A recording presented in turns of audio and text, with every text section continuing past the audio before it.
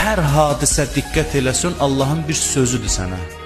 Evdən çıxırsan səhər, maşına mindin, getdin bir yerə, tutaq ki, bir qəzaya düşdün. Gəldilər, maşını vurdular.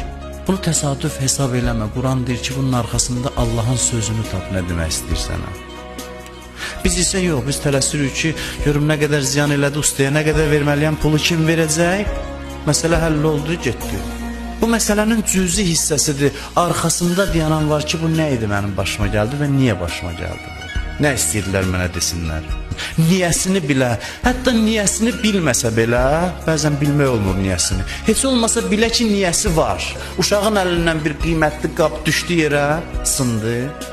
Ana qışqırmamış uşağın üstünə ki, əlin sınsın bunu sındıran yerdə, ana bir qədər aram dayansın ki, nə baş verir görəsən? Allahın nəsə sözü var. Allah Quranda buyurur ki, mən müsibət, xırda və böyük sizin başınıza gəlirsə Allahın izni iləndir, təsadüf yoxdur.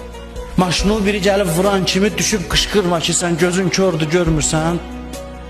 Düşüb deyəsən ki, elə bil ki, məsələn deyirəm bunları misal üçün. Düşüb deyəsən ki, deyəsən biraz fikirlisən, ola bilər, nəsə problemin var.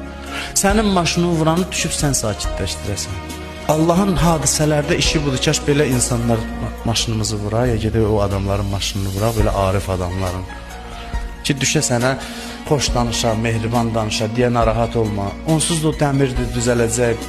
5 manat, 10 manat o yandan bu yandan, amma məqsəd var bu işlərdə. Allah istəyir səni yetişdirsin. Allah istəyir sən öz zəifliyini tapasan bu hadisələrlə.